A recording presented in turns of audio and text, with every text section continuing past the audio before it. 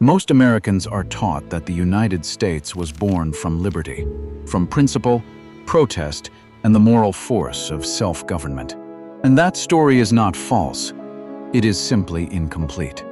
Because beneath the language of freedom, beneath the speeches, the pamphlets, and the patriotic mythology, something colder was already breaking apart. The financial logic of the British Empire itself. The colonies were not just arguing with London. They were becoming harder to govern, harder to extract from, and harder to keep profitable inside an imperial system built on control, debt, and obedience. So here is the deeper question. What happens when an empire can no longer make its own colonial order pay? That is where this story really begins. Before America became a nation, it became a financial problem, a problem of money, of credit, of survival. The American Revolution is usually told as a revolt against taxes, and taxes mattered. They angered merchants, inflamed pamphleteers, and gave ordinary colonists a language of grievance. But taxes were only the visible edge of a much larger strain. The deeper paradox was this. Britain had just emerged victorious from war, and yet it was financially weakened by that very victory. Its empire had expanded, but so had its debts. Its power looked larger on the map. Its balance sheet looked far more fragile.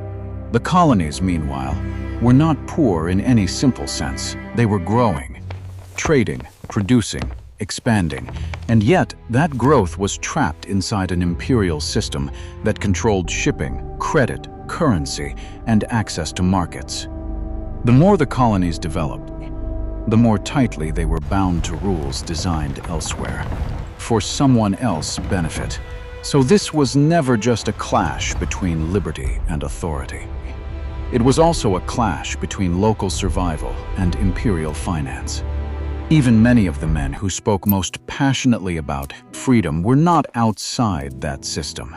They were inside it deeply, entangled in British debt, dependent on British credit, exposed to British prices, and vulnerable to the tightening logic of imperial control. Which means the story was already larger than taxation without representation. It was about what happens when political language rises out of financial pressure. When an empire wins a war, but can no longer afford the order it has built. And when a society begins to realize that its prosperity is no longer truly its own. To understand why the pressure hardened, you have to go back to the end of the 7 Years' War. Britain had won. Its rival had been beaten back. Its imperial reach had widened across the map. And from a distance, victory looked magnificent, but victory has a way of hiding its invoice. The war had been enormously expensive. Ships, soldiers, supplies, logistics, garrisons. Global coordination, none of it came cheap. By the time the fighting subsided, Britain had not emerged into comfort. It had emerged into debt. The treasury was strained. Public obligations had swollen. Interest payments now pressed against the state with a rhythm that did not stop when the cannons did. So London began to look at empire differently. Not as a story of glory alone, but as a balance sheet. A structure of cost, revenue, protection, and return. If the colonies benefited from British arms, British fleets, and British administration, then the logic went, they should help carry more of the financial burden. From London, this looked reasonable, even necessary. From the colonies, it looked very different. Because what Britain called fiscal order, many colonists experienced as tightening pressure. A distant power, already controlling trade and rules of exchange, was now looking at them less as partners in an imperial project and more as a source of revenue. That shift mattered. Once an empire starts seeing its outer provinces through the cold language of repayment, loyalty begins to change its tone. Protection feels less like security and more like a bill. Administration feels less like order and more like extraction. And that is how victory began to curdle into strain. Britain had won the war, but the cost of that victory was now moving inward through policy, through finance, and soon through the daily life of the colonies themselves. To see why the colonies felt trapped, you have to understand the financial architecture surrounding them. Britain did not build an empire simply to govern distant lands. It built an empire to organize wealth. That is what mercantilism was. In theory, it was a system of imperial coordination. In practice, it was a machine designed to pull value toward the center. The colonies were not meant to become fully independent economic worlds. They were meant to produce, to ship, to consume, and to circulate wealth in ways that strengthened the metropole. Raw materials moved outward from colonial soil. Finished goods moved back in through British channels. Ships, insurance, financing, pricing, and market access all bent toward London. So even when the colonies grew, that growth came with boundaries. They could expand, but not freely. They could trade, but not on equal terms. They could prosper, but inside rules written for someone else's advantage, and that is the important point. Mercantilism was not just a trade policy, it was a financial order. A way of deciding who got access, who set terms, who captured margins, and who remained dependent. Money moved through this system like blood through an imperial body. But the heart was not in Boston, or Philadelphia, or Charleston. It was across the Atlantic, which meant the colonies could generate wealth without fully controlling it. They could labor, harvest, ship, build, and sell, and still watch the most valuable flows move elsewhere. Not always visibly, not always in one dramatic act, but steadily, structurally, and with remarkable discipline. That is how power often works in monetary history. It does not always arrive as a soldier at the door. Sometimes it arrives as a shipping rule, a credit restriction, a pricing advantage, a market closed at the wrong moment, a system that lets you grow, but never quite lets you own the meaning of your own growth. And over time, that creates a special kind of pressure. Not the pressure of sudden collapse, but the pressure of living inside an invisible cage, one built not only from law, but from trade routes, balance sheets, and controlled access to money itself. Taxes could provoke anger, but money scarcity could suffocate an entire society. This is the deeper layer many retellings skip. By the mid-18th century, the colonies were already struggling with a chronic shortage of specie gold and silver coin that could settle debts cleanly and command trust across the Atlantic. And in an economy tied to British trade, that shortage mattered enormously. So, when Parliament passed the Currency Acts of 1751 and 1764, the issue was not merely legal, it was structural.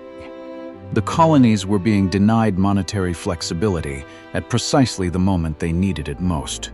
Local paper money had helped keep exchange moving inside provincial economies. It was imperfect, yes, but it allowed farmers, merchants, and small borrowers to function in a world where hard coin was scarce. Once that room narrowed, credit tightened, liquidity thinned out, transactions slowed. Debts did not disappear, but the means of paying them became harder to find. That is what made the pressure so dangerous. This was not only taxation from above, it was a monetary squeeze from within. A colonial version of forced deflation. And deflation is rarely just an abstract economic condition. It changes behavior. It makes lenders harder, borrowers weaker, and daily exchange more fragile. It turns shortage into fear, and fear into politics. The sharpest blow was not simply that Britain wanted revenue. It was that Britain increasingly controlled the very medium through which colonial life could breathe. This is where the mechanism turns political. When money is scarce, debt becomes heavier. Not because the numbers on paper change, but because the means of payment disappear. A farmer may still owe the same amount. A merchant may still face the same bill. A small borrower may still be expected to repay on time, but if coin is scarce, credit is tightening, and acceptable currency is hard to find, then every obligation becomes harder to meet. And once debts become harder to pay, power begins to shift. It shifts toward the creditor, toward the man who can wait, toward the merchant house with reserves, toward the lender who can demand stricter terms, precisely because others are running out of room. That imbalance becomes even more dangerous when the creditor is not local, because now the pressure is not just personal, it is imperial. The debt is felt in the colony, but the leverage sits across the Atlantic, and that changes the emotional temperature of an entire society. Economic pain stops feeling like misfortune. It starts feeling like rule, like subordination, like a system in which one side must strain, while the other side gets to judge whether the strain is sufficient. This is why financial pressure can radicalize ordinary people long before ideology fully does. A farmer does not need to read political theory to understand what it means to sell into a weak market and still fall behind. A merchant does not need a grand philosophy to feel the humiliation of owing money he cannot reliably settle. A small borrower does not need a slogan to recognize that the system is tightening around his throat. That is how monetary order begins to reshape social order. Scarcity hardens lenders. It weakens borrowers. It breeds caution, resentment, suspicion, and blame. And when enough people begin to feel that they can no longer breathe inside the existing system, political anger no longer has to be invented, it only has to be named. By this point, the crisis was no longer just structural, it was personal. A merchant could have goods on his shelves and still not have enough reliable money to settle what he owed. A farmer could work the land, sell his harvest, and return home with earnings too weak to clear old debts. A planter could still look wealthy from a distance. But if his obligations were in pounds sterling, and credit kept tightening, that wealth could begin to feel dangerously unstable.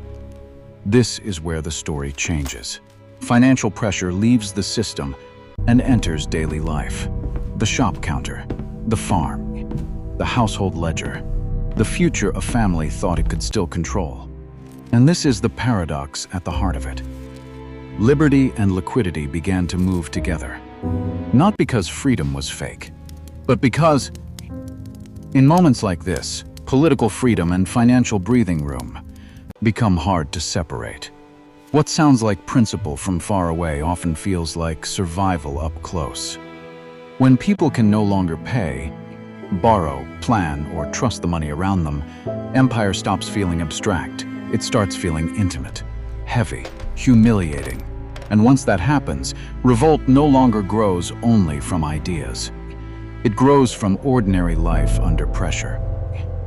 By this point, revolt was no longer hard to imagine. The colonies had anger, pressure, and a growing sense of suffocation inside the imperial system. But revolt is one thing. War is another. Because once resistance moves beyond protest, it enters a harder world. Speeches do not feed soldiers. Pamphlets do not move artillery. Moral force does not pay for powder, transport, uniforms, or supply. So a deeper question begins to open. If the colonies were already financially strained, where would a rebellion find the money to survive? Not to begin, to survive. That is the threshold between grievance and war. Anger can light the fire. But war runs on food, ammunition, movement, and credit. And this is where the story changes again. The American Revolution was not only a political break, it was also a financing problem from the start. The first great answer came from France. Not because France had fallen in love with American liberty, and not because Versailles wanted to midwife a republic out of moral conviction. France wanted something colder. It wanted Britain weakened.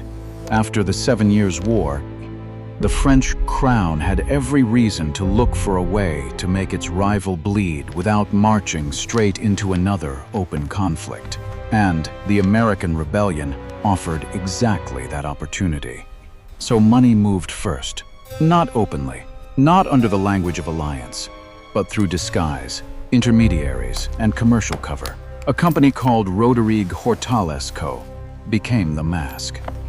Behind it stood Pierre Beaumarchais, better known as a playwright, but here acting as something far more consequential. A broker of covert war finance. Under the appearance of ordinary trade, ships carried gunpowder, weapons, clothing, and gold. Cargo moved like commerce, but its real purpose was strategic. This is what matters. French money did not arrive as a speech about freedom. It arrived as a quiet instrument of imperial revenge that changed the meaning of the war. The rebellion was no longer just a colonial rupture inside the British Empire. It was becoming a geopolitical project financed by a rival empire that understood a brutal truth. Sometimes the cheapest way to wound your enemy is not to invade him. It is to fund the people already fighting him. France was not alone. Spain moved more carefully, but no less strategically. Much of that help flowed through Havana, one of the great silver arteries of the 18th century Atlantic world. And to understand why that mattered, you have to understand what silver was. It was not just metal, it was trust made portable, a means of payment accepted across borders. The hard substance behind imperial trade, military supply, and credible settlement. In that world, silver did not simply buy goods. It stabilized obligations. It kept long-distance exchange alive. It turned promises into payments. So when Spanish silver began moving toward the American cause, the significance was larger than the sums themselves. This was not a monarchy falling in love with republican freedom. It was a monarchy using money to weaken a rival empire. That is the colder truth. Spain was not investing in democracy, but money. It was investing in British exhaustion, and that adds another layer of irony to the American story. The rebellion that would later be remembered as the birth of a free republic was being kept alive, in part by the silver of imperial courts that had no intention of becoming anything like it. The young American cause survived not only on ideals, but on the liquidity of old monarchies. And that is what makes this moment so revealing. A republic in formation was being sustained by the money of kings. Then came the Dutch. If France brought covert aid, and Spain brought silver, the Dutch brought something even more powerful: credit. By the late 18th century, Amsterdam was one of Europe's financial capitals, and Amsterdam did not look at the American cause the way later generations would. It did not first see a sacred struggle for liberty. It saw risk, yield, reputation, a speculative opportunity inside a larger imperial crisis that matters.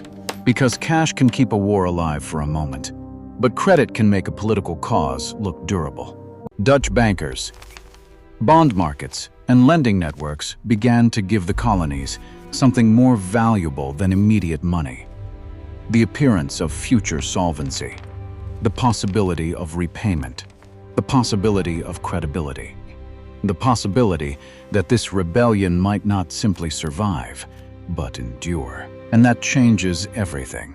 At that point, the American struggle was no longer just a colonial war with outside assistance. It was becoming legible to international finance.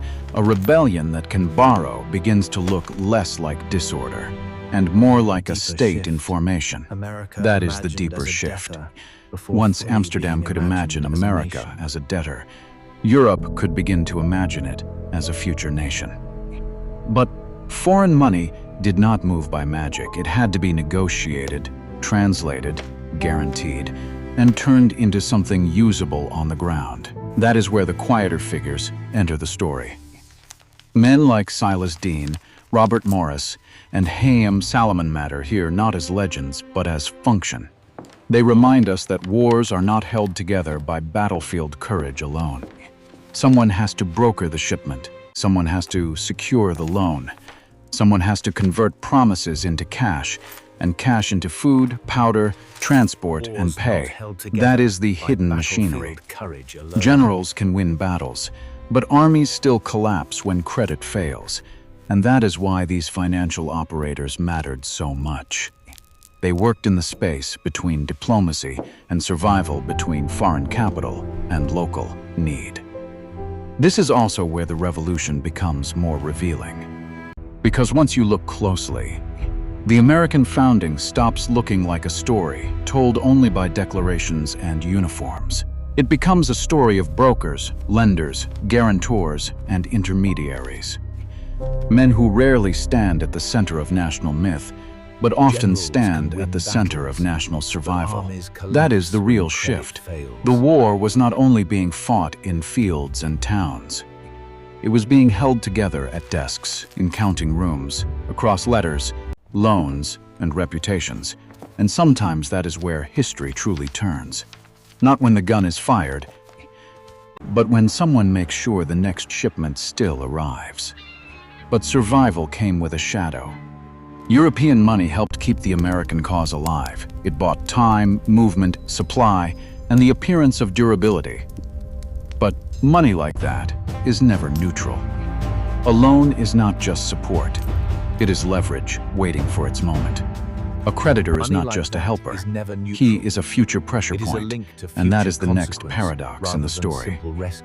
The same foreign capital that made victory possible also carried expectations forward into the peace, because strategic aid is rarely a gift in the full moral sense. It is usually an investment in influence, in access, in repayment, in the shape of the world that comes after the war. That is what makes this moment so unsettling. The colonies were not only fighting to escape one imperial system, they were also binding themselves to new financial relationships they did not fully control. Every shipment carried obligation. Every loan carried memory. Every rescue carried terms that might not be visible yet. So by the time the revolution began to look winnable, another question was already forming beneath it. What exactly would independence mean once the bills came due? That is the colder edge of state formation. A nation can win a war and still enter peace in a weakened position. Not because it lost the battlefield, but because it cannot ignore the people who financed its survival. So the question is no longer just whether America could defeat Britain. It is whether, after victory, it would truly be free, or simply owned by a different set of expectations. Victory required money, so Congress printed it. At first, the Continentals were a necessity, an improvised answer to a war that demanded more resources than the young rebellion could reliably raise in tax or coin. But necessity has a cost. As the war dragged on and paper issues multiplied, confidence began to weaken. Then weaken faster, then break. The bills still looked like money, but they no longer behaved like it. Soldiers were paid in paper that lost purchasing power month by month. What looked like compensation on the page felt like erosion in real life. A man could be paid for service and still find that his pay no longer held its value by the time he tried to use it. That is where monetary failure becomes social change. Civilians began holding goods more tightly than currency. Merchants hesitated. Prices moved uneasily. Trust thinned out transaction by transaction. And once trust in money begins to fail, people do not simply lose confidence in paper, they change how they treat one another. Those living on fixed pay were exposed. Those with goods, reserves, or better timing could defend themselves more easily. Speculation widened. Everyday exchange became more suspicious, more guarded, more unequal. This is the moment when a young country begins to feel unstable from the inside. Not because the flag disappears, not because the army vanishes, But because the medium meant to hold society together begins to separate it into different worlds. One world still close to assets, another trapped in weakening wages. That is what inflation and monetary distrust do at their most dangerous. They do not just change prices, they change behavior, morality, and the texture of daily life. War does not only destroy wealth, sometimes it rearranges who gets to own the future. As Continental paper weakened and government debt circulated at deep discounts, a new kind of opportunity appeared, not on the battlefield, but in the market for claims. Men with information, reserves, or patience began buying public debt for a fraction of its face value. To the desperate seller, it was relief. To the buyer, it was a wager on the future state. And that is where the story turns sharper. Because the revolution was not only producing independence, it was also producing an early creditor class. A class that understood something ordinary people often could not afford to wait for: that political victory might eventually turn discounted paper into real value. So while many lived through uncertainty, erosion, and loss, others were quietly positioning themselves to profit from eventual redemption. This is one of the bitter truths beneath national mythology. A war fought in the language of liberty also created new hierarchies of advantage. The new country was not born alone. A new asset order was born with it, and that matters. Because once financial claims begin concentrating in the hands of those closest to the mechanism, independence no longer means the same thing to everyone. For some, it meant sacrifice. For others, it meant entry into the first serious creditor elite of the United States. War had been won, but the balance sheet had not. The new United States emerged with independence, heavy debts, unstable paper, and fragile credit. Victory had delivered sovereignty.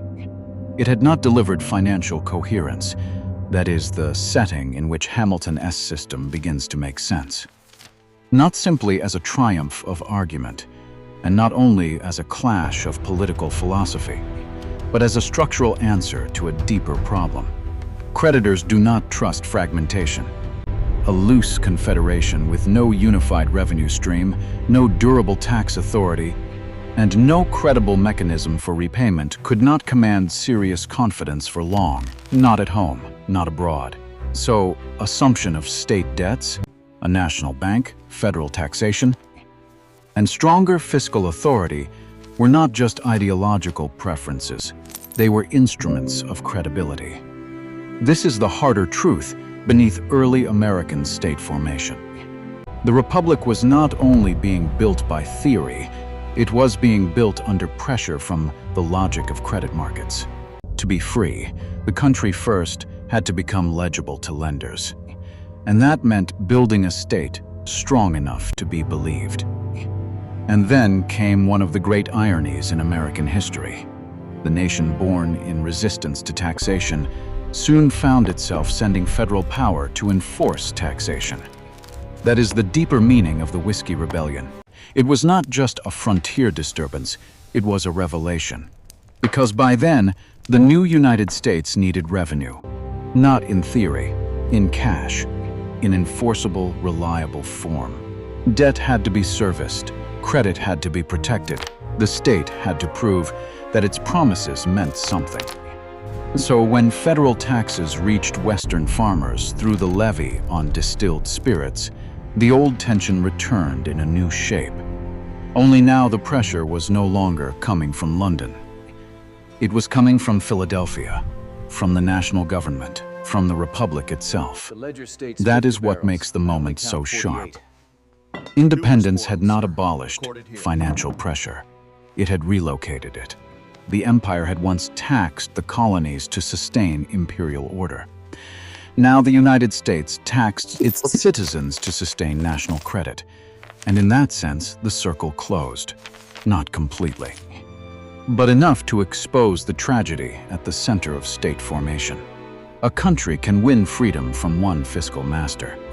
and still discover that survival requires building another system of extraction in its place. That is why the Whiskey Rebellion matters so much. It shows that political independence does not end the rule of money. It changes who holds the ledger. And this is where the story stops feeling distant. Not because the modern world is identical to the 18th century. It is not. But because the mechanism is still familiar.